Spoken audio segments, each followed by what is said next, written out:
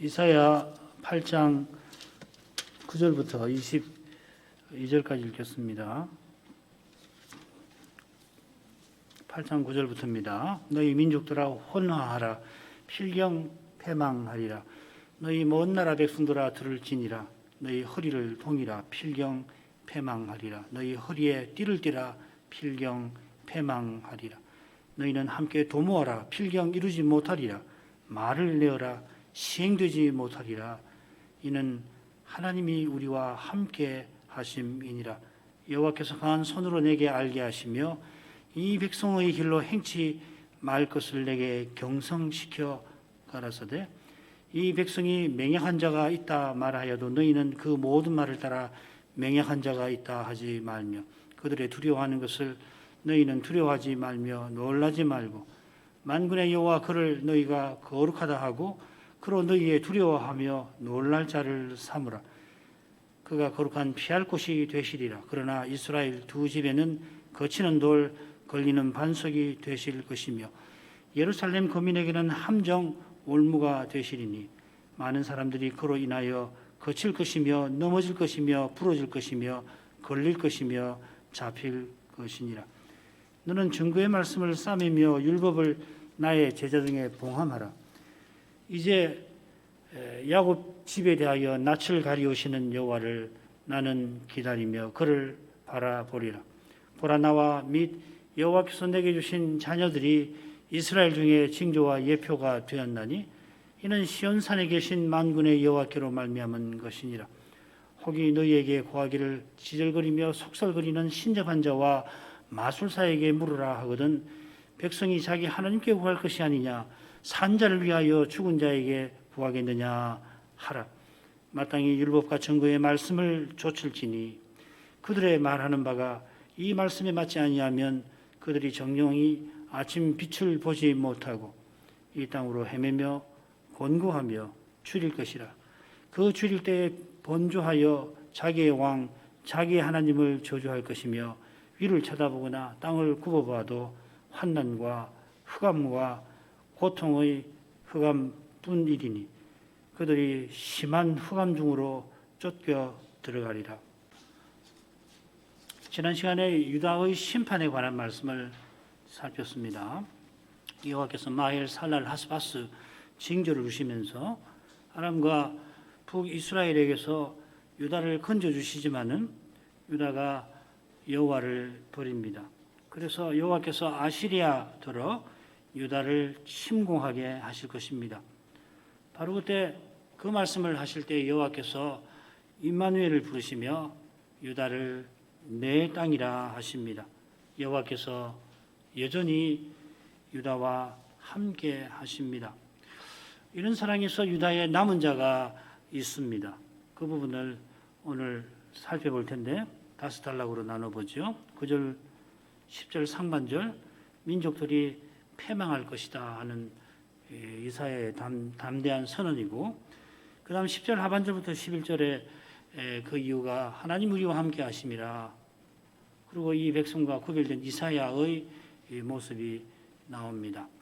12절부터 15절까지는 이 백성처럼 두려워하지 말고 너희는 여호와를 두려워하라 하는 권면의 말씀이고 16절부터 18절까지는 이사야와 하나님의 제자들 하나님의 징조와 예표인 이사야와 그 자녀들, 제자들입니다.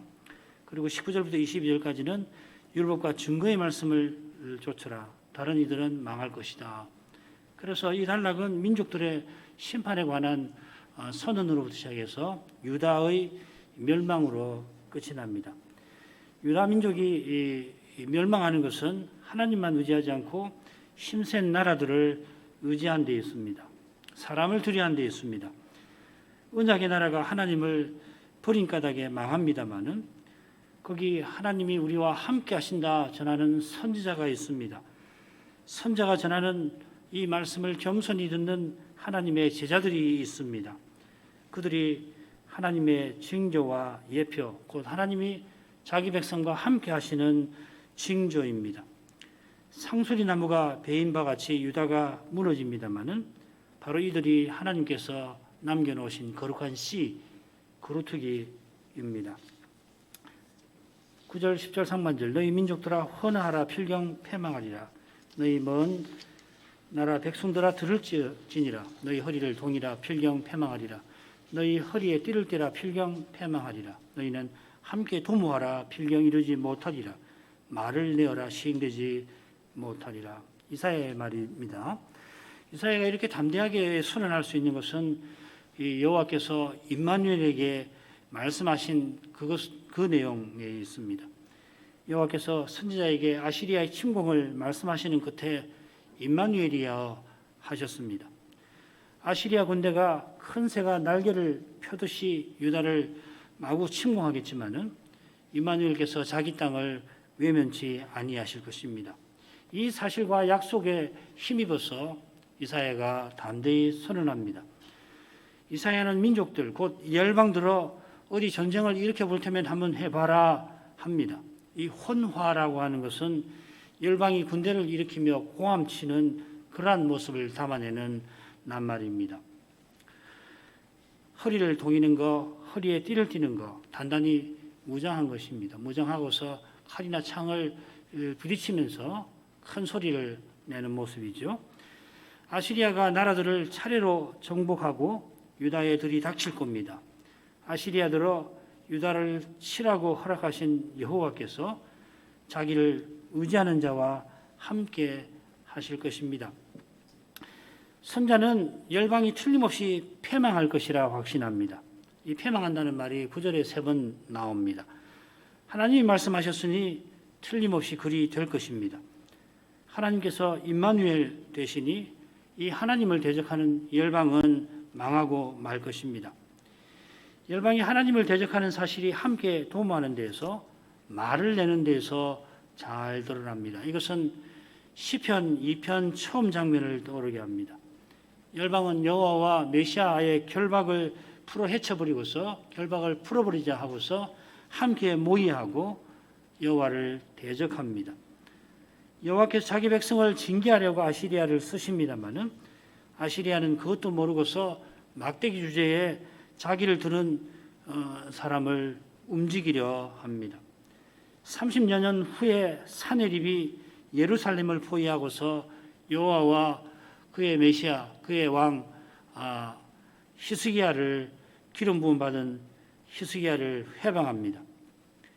여호와께서 아시리아를 막대기로 쓰시는데 막대기 주제에 여호와가 능히 예루살렘을 내 손에서 건지겠느냐 합니다.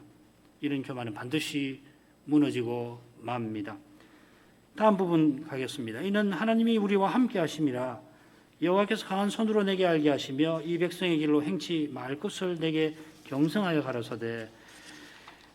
이사야가 이렇게 담대히 선언하는 이유가 또 이어 나옵니다. 이는 하나님이 우리와 함께 하심이니라. 이 말이 히브리 말로 그대로 옮기면은 키 임마누엘 이렇게 됩니다. 키는 영어로 하자면 because 같은 접속사입니다.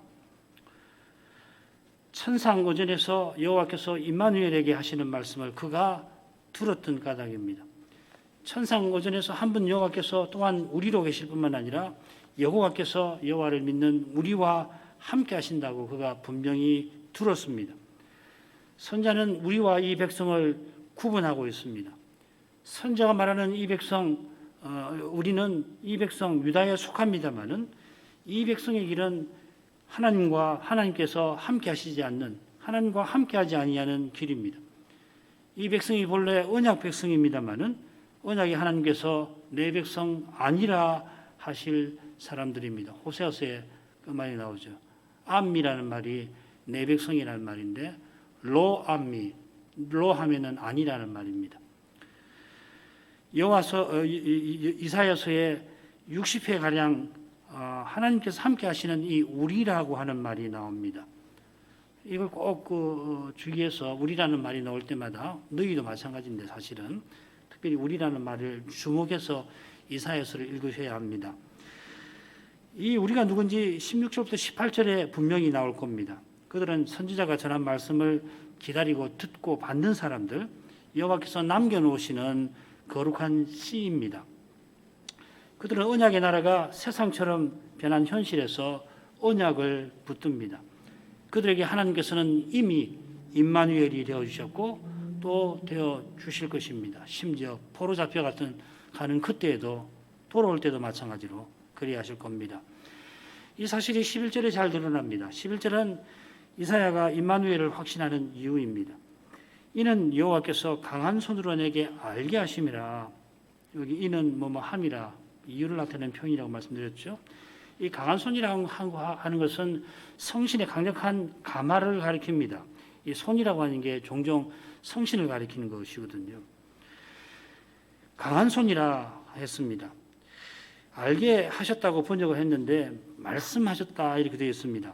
말씀하신 내용은 앞선 내용일 텐데 10절 하반절에 나오는 임마누엘에 관한 것입니다. 우리만 아니라 선지자인 이사야에게도 비상한 시기라 여호와께서 성신의 강력한 가마로서 내가 너희와 함께한다 말씀하신 것입니다. 이사야는 내가 들었다 아니하고 내게 말씀하셨다 합니다. 이 차이를 놓치지 말 것입니다. 놓치면은 주의 말씀보다 내 깨달음에 결국 말씀하시는 주님보다 깨닫는 나를 높이게 되어 그렇습니다. 주님이 함께 하시니 깨닫는 겁니다. 제대로 깨닫는다면은 함께 하시는 주님을 더욱 의지할 것입니다. 임마누엘을 말씀하시는 이유는 이 백성의 길로 행치 말 것을 내게 경성시키신 것입니다. 경성시키신 내용은 바로 다음에 나올 겁니다. 이사야가 선지자니까 당연히 여호와를 버린 백성의 길로 행할 리가 없다 그렇게 다들 생각을 하시겠습니다만은 다음에 나오는 현실을 보면은 선지자라고 할지라도 이 백성의 길을 거슬러서 홀로 간다는 것은 결코 쉽지 않음을 알 수 있습니다. 죽음을 각오하지 않으면은 갈 수 없다는 것을 알 수가 있습니다. 그 부분으로 가지요.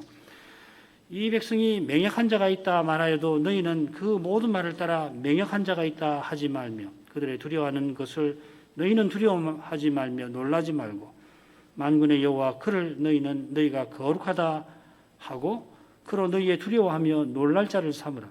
그가 거룩한 피할 곳이 되시리라. 그러나 이스라엘 두 집에는 거치는 돌 걸리는 반석이 되실 것이며 예루살렘 거민에게는 함정 올무가 되시리니 많은 사람들이 그로 인하여 거칠 것이며 넘어질 것이며 부러질 것이며 걸릴 것이며 잡힐 것이니라. 여기도 이 백성과 너희가 우리죠. 구별되어 등장합니다. 여호와께서 이사야를 경성시켜서 이 백성의 길로 가지 말라 이러신 말씀이니까 이사야도 너희에 포함이 될 것입니다. 12절 말씀을 교훈을 잘 받으려면 이 맹약한 자가 있다 하는 표현에 주의해야 됩니다. 이 표현은 뭐냐면은 반역이다 하는 말입니다. 반역하고 외치는 것입니다. 지금 아하스가 두 왕의 동명 소식에 겁이 나서 아시리아 왕을 찾아가는데 그걸 비판하는 사람을 향하여 반역분자라 반역이라 할 것입니다. 나라가 망했으니까 왕이 큰 나라의 도움을 청하여서 위기를 피하려 하는데 그걸 반대하니 반역이라 하는 것입니다. 유다 백성도 아하스처럼 여호와를 버린 자들이라 왕의 선동에 놀아날 것입니다. 이런 현실에서 하나님 말씀을 전하고 그 말씀을 따라가는 것은 결코 쉽지 않습니다. 유다가 망할 때에 예레미야가 여호와의 말씀을 받아서 바빌로니아에게 항복하라, 포로 잡혀가라 전할 때 어땠습니까? 그때 예레미야를 반역자라 하고 그를 죽이려 하던 인물들이 누구였습니까? 그들은 누구냐면 요시야 시대 때 그를 지지했던 인물들입니다. 요시야가 성전을 깨끗하게 할 때 환호하던 사람들입니다. 우리가 종교 개혁을 이뤘다 자랑하던 자들입니다. 그들이 자랑하던 성전이 무너진다고 하니까 그렇게 말하는 예레미야에게 그들은 반역자라 합니다. 그때 정도까지는 아직 아니지만은 이사야나 이사야의 말씀을 따르는 사람들도 매우 두려운 형편에 처합니다. 미움과 오해받을 각오를 해야 합니다. 선지자는 죽음도 감수해야 합니다. 결국 므낫세가 히스기야의 아들 므낫세가 이사야를 톱을 켜서 죽이지 않았습니까? 믿음의 길은 늘 이렇습니다. 그 길은 협착해서 찾는 이가 적다 하였습니다. 세상 행복을 좇는 길이 넓은 것처럼 당시 유다 백성은 뭐가 중요한 문제인지 생각지 않고 그저 눈앞에 평안을 구할 뿐이었습니다. 여호와께서 아람과 북이스라엘을 아시리아에게 망하게 하셔도 구원하신 여호와를 버리고 도리어 눈앞에 평안에 취할 뿐이었습니다. 이런 교회 역사에 늘 있습니다. 세상 끝에 가면 이 일은 더 심해질 것입니다. 적그리스도가 세계의 온갖 문제를 즉시로 풀어줄 것 같으니까 다 저게 그리스도라 하며 따라가게 될 것입니다. 그 따라가는 길을 거슬러 가는 것은 결코 쉽지 않습니다. 믿음 아니면 안 됩니다.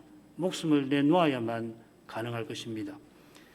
여호와께서 이사야와 신실한 자들에게 그 모든 말을 따라 하지 말라 하십니다. 우리가 반역자가 아니라 너희가 반역자라 하지 말라는 것입니다.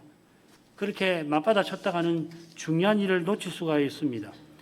지금 이사야와 신실한 자들에게 중요한 것은 하나님의 긍휼을 구하는 것입니다. 그들에게 중요한 것은 임마누엘을 전심으로 바라보는 것입니다. 사람의 힘과 꾀를 의지하지 아니하는 것입니다. 믿음의 길을 걸어가는데 반역자라고 하니까 참 억울합니다만은, 그러나 구약교회가 무너지는 것을 생각하면 내가 억울한 게 뭐 그리 대수겠습니까? 교회가 교회답게 서나가는 것이 중요합니다.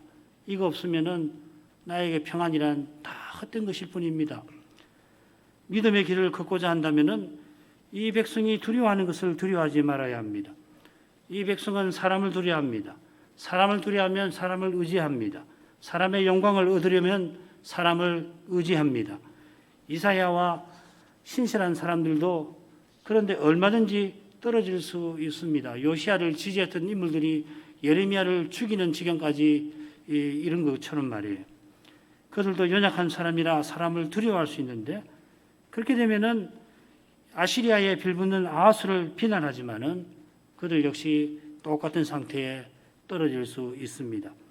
너희는 하나님을 버렸지만 우리는 하나님을 참으로 믿는다 하면서 언약 백성이 심판을 피할 수 없는 그 현실이 나와는 상관없다 생각한다면은, 자기네는 심판받을 죄를 짓지 아니하였다 여기고서 아하스와 유다 백성을 비난한다면은 결국 사람으로 행하고 사람을 자랑하는 것일 뿐입니다. 사람이 무엇을 이루려 하는 이런 위험이 지금 이사야를 지지하는 사람들에게 있습니다. 사람이 무엇을 하려 하면 반드시 사람을 두려워하게 되어 있습니다. 자기가 이루려 하는 그것을 누가 무너지게 하려 하거나, 혹은 자기가 이루려 하는 그것을 누가 이루어 줄 것 같거나 크게 도움을 줄 것 같으면은 그런 사람을 의지하고, 그 사람을 의지하니 사람을 두려워하게 됩니다. 그렇게 되지 않으려면 오직 만군의 여호와를 두려워해야 됩니다. 만군의 여호와를 거룩하시다 인정해야 합니다. 이사야 60장이 여호와께서 얼마나 거룩하신지를 생생하게 교훈하는데, 여호와께는 열방이 통의 물 한 방울에 불과합니다. 열방이 통의 물 한 방울에 불과하다면 아시리아는 여호와께 통의 물 한 방울에도 미치지 못합니다. 대제국이 곧 유다를 집어삼키려 할지라도 여호와께서 함께 하시는 사람은 두려워할 것이 없습니다. 우리 눈앞에 펼쳐진 현실이 아무리 두려울지라도 거룩하신 하나님이 함께 하시면은 그 현실이 오히려 우리에게 선을 이루게 하실 것입니다. 이러한 약속이 여호와를 경외하는 자에게 항상 있습니다. 하나님의 말씀을 겸손히 듣고 온전히 받드는 사람에게 그가 거룩한 피할 곳이 되실 것이라 하였습니다. 거룩한 피할 곳 괜찮습니다만은 원문은 아주 단순합니다. 성소입니다. 성소는 하나님이 자기 백성을 만나주시는 곳, 곧 여호와께서 임마누엘이심을 보여주시는 그곳입니다. 어려운 현실에서 우리를 건져주시는 것 복됩니다마는 우리에게 참으로 복된 것은 하나님이 함께 해주시는 그것입니다. 하나님의 이름을 부르는 기도가 때때로 매우 고통스럽습니다마는 그 기도 자체가 이미 하나님의 해답입니다.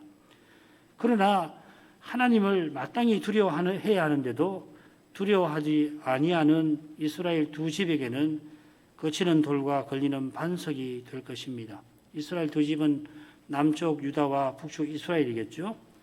솔로몬이 죽고 이스라엘이 두 집으로 나뉜 것이 작은 죄가 아닙니다마는 이 두 집이 회개치 아니하다가 하나님의 심판을 피할 수 없는 지경에 마침내 이르렀습니다. 여호와께서 임마누엘을 약속하시는데도 그 약속을 믿지 아니하고 아시리아와 함께하려 합니다. 여호와께서 임마누엘로 이 세상에 오신 때에 과연 이스라엘 집에 거치는 반석이 되셨습니다. 이스라엘이 로마에 완전히 망하고 말았습니다. 그 다음 대목으로 가죠. 너는 16절 너는 증거의 말씀을 싸매며 율법을 나의 제자 중에 봉함하라. 이제 야곱 집에 대하여 낯을 가리우시는 여호와를 나는 기다리며 그를 바라보리라. 보라 나와 및 여호와께서 내게 주신 자녀들이 이스라엘 중에 징표와 예표가 되었나니 이는 시온산에 계신 만군의 여호와께로 말미암은 것이니라. 20절에도 이 증거의 말씀과 율법이 나오는데 20절의 그 내용에 비추어서 16절을 살펴야 좋습니다. 20절 보면은 율법과 증거의 말씀을 조출지니 이렇게 조출지니 이렇게 되어 있는데 그렇다면은 증거의 말씀을 싸매고 이 율법을 봉함하는 것은 좇는 일을 위함일 것입니다. 그저 감추기 위함이 아니라 간직하기 위함입니다. 이 봉함한다고 그러니까는 숨겨놓는 것으로 생각하는데 간직하는 것으로 봐야 좋습니다. 증거의 말씀이라고 하는 것은 언약을 확증하는 말씀입니다. 루키 4장 7절 보시면 잘 이해되실 것입니다. 이 말씀은 임마누엘 징조와 약속을 포함하여 우리가 살피고 있는 유다를 향한 말씀 전체를 가리킬 것입니다. 이 말씀은 당연히 율법과 일치하지요. 율법은 하나님이 이스라엘과 맺으신 언약의 법입니다. 이 율법을 좇는 것은 하나님의 약속을 믿고 그 뜻을 받드는 것입니다.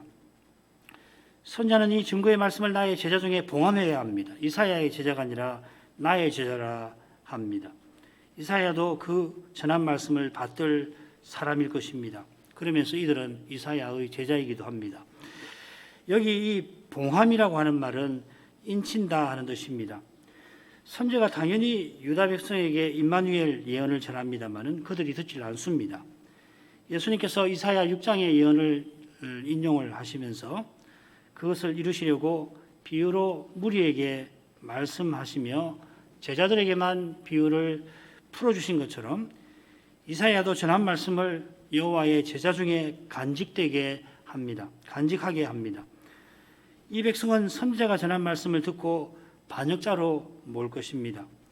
그들은 예언대로 멸망할 때까지 들어도 깨닫지 못하게 됩니다.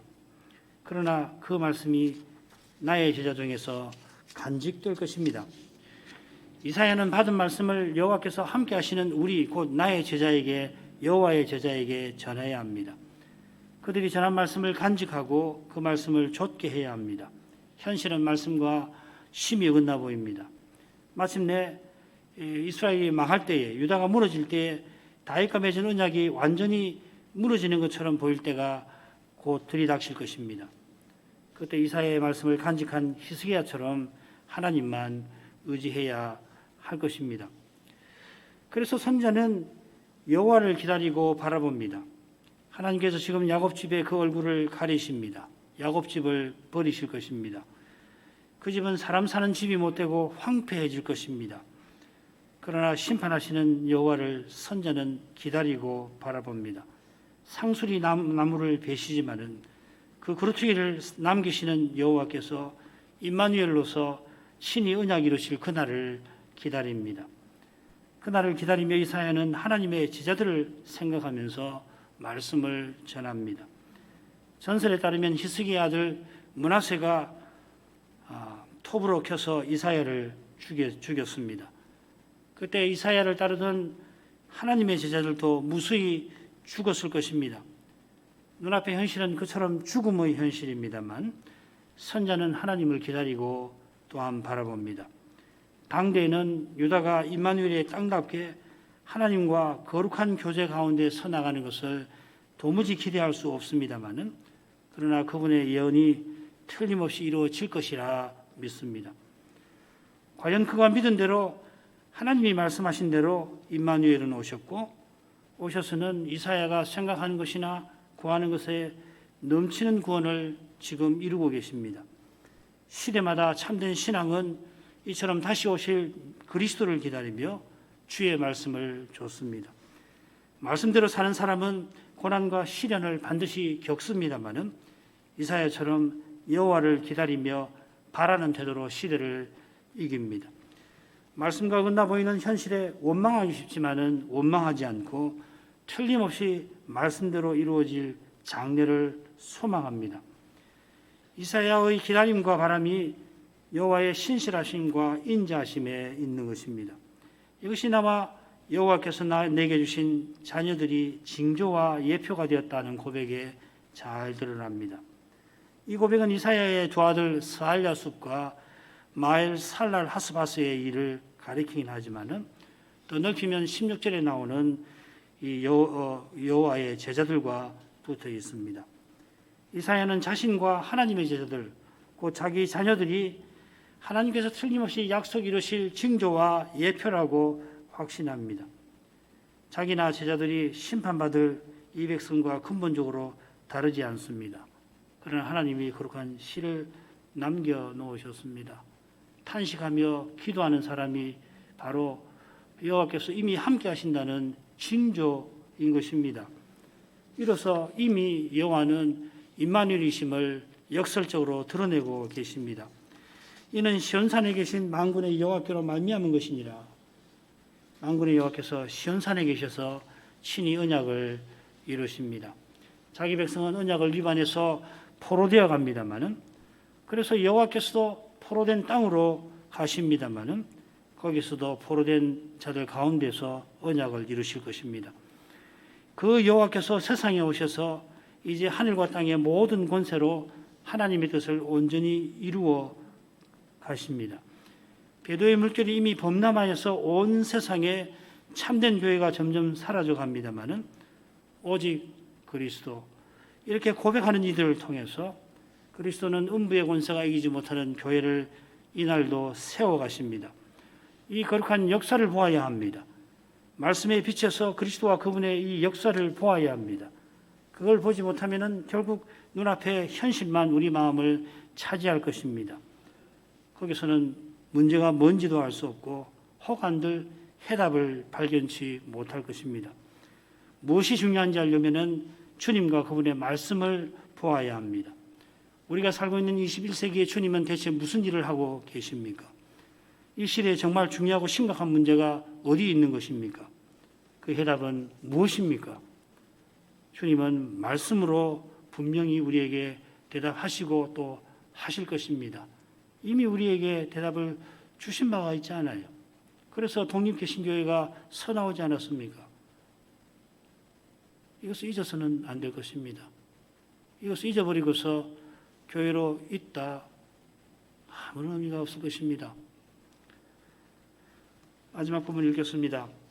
혹이 너희에게 구하기를 지절거리며 속살거리는 신접한 자와 마술사에게 물으라 하거든 백성이 자기 하나님께 구할 것이 아니냐, 산자를 위하여 죽은 자에게 구하겠느냐 하라. 마땅히 율법과 증거의 말씀을 조칠지니 그들의 말하는 바가 이 말씀에 맞지 아니하면 그들이 정령이 아침 빛을 보지 못하고 이 땅으로 헤매며 곤고하며 줄일 것이라. 그 줄일 때에 번주하여 자기의 왕 자기의 하나님을 저주할 것이며 위를 쳐다보거나 땅을 굽어보아도 환난과 흑암과 고통의 흑암뿐이니 그들이 심한 흑암 중으로 쫓겨 들어가리라. 10절에 나라들이 서로 헛되이 도모하는 모습이 나오는데 19절에는 언약 백성이 허탄하게 구하는 모습이 나옵니다. 언약 백성이 열방이 되고 말았습니다.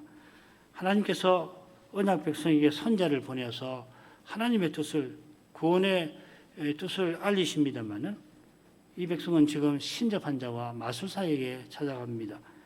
신접자는 죽은 자를 불러내어서 미래에 관하여 묻는 사람입니다. 산자를 위하여 죽은 자를 찾아가겠느냐, 죽은 자에게 구한다는 뜻이 그것입니다. 이 백성이 심판을 피할 수 없는 결정적인 이유가 바로 여기 있습니다. 그들이 너희 곧 여호와의 제자들에게도 자기 하나님을 버리라고 합니다.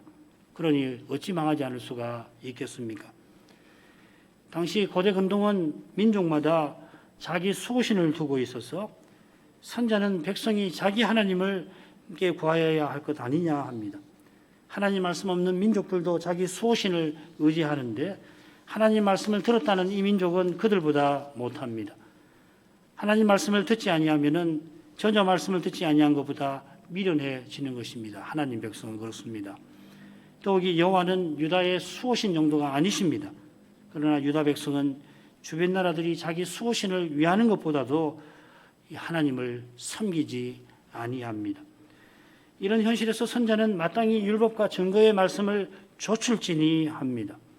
사실 이 부분이 온전한 문장이 되어 있지 않고 율법과 증거의 말씀으로 이렇게 되어 있습니다. 그 말씀으로 가라 하는 것입니다. 신자자에 가지 말고 율법과 증거의 말씀으로 나아가라 하는 말입니다. 선자가 자기 백성의 깊은 어두움에 거룩한 심정이 갑자기 일어나서 이처럼 외치며 율법과 증거의 말씀으로 했을 것입니다. 대낮에 빛보다 더 밝은 하나님 말씀은 제쳐놓고 들어도 무슨 말인지 모르게 말하는 신접자를 유대 백성이 좇고 있습니다. 그처럼 그들이 이 말씀을 따라 말하지 아니하면 그것은 그들이 빛이 없기 때문이라고 선언합니다. 그들 안에 빛이 없어서 말씀을 깨닫지 못하고 깨닫지 못하니 그 말씀을 따라 말하지 못합니다. 혹은 그들이 빛이 없을 때에야 이 말씀을 따라 말할 것이라고도 새길 수가 있을 겁니다. 빛이 없는 상태는 21절, 22절에 나오는 것처럼 심판받은 상태를 가리킵니다. 심판을 호되게 받고서야 그저서야 선자가 그런 말씀을 전했지 인정하게 될 것이라 하는 뜻입니다. 어느 편으로 새기든지 선자가 전하는 교훈은 분명합니다. 하나님의 제자들에게 말씀을 붙들라고 권합니다. 그러나 그들이 선자가 전해준 말씀을 들어도 깨닫지 아니하고 아예 듣지도 아니한 까닭에 이 땅으로 헤매며 곤고하며 추릴 것입니다. 이 땅으로는 없는 말인데 새겨놓은 것이고요. 정확하게 무슨 뜻인지는 알 수 없습니다. 말하려고 하는 내용은 분명한 것 같아요. 말씀을 듣지 아니하는 그들은 헤매고 곤고하고 추립니다. 말씀의 빛이 없으니 방황합니다. 말씀의 기쁨이 없으니 곤고합니다. 재미가 없습니다. 말씀의 양식이 없으니 굶주립니다. 그 굶주림이 너무도 심한 나머지 번조하여 답답한 마음에 분노를 터뜨리며 자기 왕 자기 하나님을 저주할 것이라 하였습니다. 주림이 심하면 겸손히 하나님께 긍휼을 구할 것 같지만은 말씀 듣지 아니하는 마음은 그 악함에 사로잡힌 나머지 이런 두려운 자리에 떨어집니다. 죄는 무서운 것입니다. 내 안에 있는 죄는 무슨 짓 할지 아무도 모릅니다. 나도 모릅니다. 내 이성, 윤리, 의리, 상식, 무참히 짓밟아 버립니다. 말씀을 듣지 않으면 죄의 세력에 휘둘리는 것이에요. 어디를 봐도 환난과 흑암과 고통의 흑암뿐입니다. 환난과 흑암, 고통의 흑암이 얼마나 끔찍한 표현입니까? 온통 캄캄한데 고통이 가득합니다. 사방에 뒤덮인 어둠이 조여와서 고통을 안겨주는 그런 이미지 같습니다. 죄와 사망의 권세에 압도된 현실입니다. 위를 쳐다봐도 아래를 내려다봐도 아무런 도움이 보이지 않습니다. 하나님을 버린 까닭에 심한 흑암 중으로 쫓겨 들어갑니다. 하나님에게 버림받은 저 두려운 어둠 가운데로 쫓겨 들어갑니다. 이 유다 백성이 완전한 어둠에 곤두박질합니다마는 그러나 놀랍게도 흑암이 없는 날이 장차 옵니다. 이 복된 미래는 말씀과 어긋나 보이는 현실에도 약속의 말씀을 붙잡는 자들에게 약속되어 있습니다. 성탄절의 나머지 부분을 더 생각하도록 하겠습니다. 기도하겠습니다. 거룩하신 아버지, 이사야 선지자가 언약의 나라를 위하여 하나님 말씀을 전하지만 하나님을 저버린 아하스는 사람을 두려워하고 아시리아를 의지하였습니다. 여호와를 의지하지 아니하는 죄를 책망하는 선지자와 선지자의 말씀을 따르는 자들에게 반역자라 반역도라 합니다.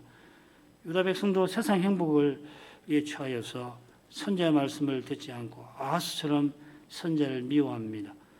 아하스가 멸망한 다메섹 제사 제도를 도입할 만큼 어리석었던 것처럼 백성도 증거의 말씀과 율법이 아니라 신접자의 알아들을 수 없는 말에 귀를 기울이고 그들에게 찾아갑니다. 선자와 여호와의 제자가 가는 길은 실로 험한 길이었습니다.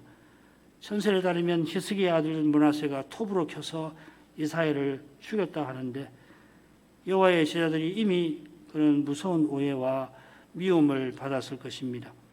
그런 신실한 자들을 위하여 여호와께서 선자에게 전할 말씀을 주시는 줄 압니다. 당장에는 그 말씀이 이루어지지 않을 것 같아도 틀림없이 그 말씀이 이루어집니다. 심지어 현실이 그 말씀과 심히 어긋나 보이는 그때에도 그 말씀이 그 현실을 이기는 믿음을 불러일으킵니다. 이런 믿음이 모든 시대 교회와 신자에게 꼭 있어야 하겠지만은 저희 살아가는 이 시대와 저희 당한 이 현실에서 특별히 그러한 줄 압니다. 이 믿음은 다시 오시는 그리스도를 간절히 바라고 기다리는 것입니다. 부당하게 오해와 미움받을 때 억울한 마음에 사로잡혀 마땅하기가 쉽습니다. 그러나 내가 억울한 것보다 피할 수 없이 중요한 것이 주님의 교회가 거룩하게 서나가는 것, 주님의 교회로서 거룩하게 살아가는 것이겠습니다. 이것을 잊어버리지 말고 주님만을 의지하며 이 중요한 것을 날마다 이루며 살아가게 하시옵소서. 예수님 이름으로 기도합니다. 아멘.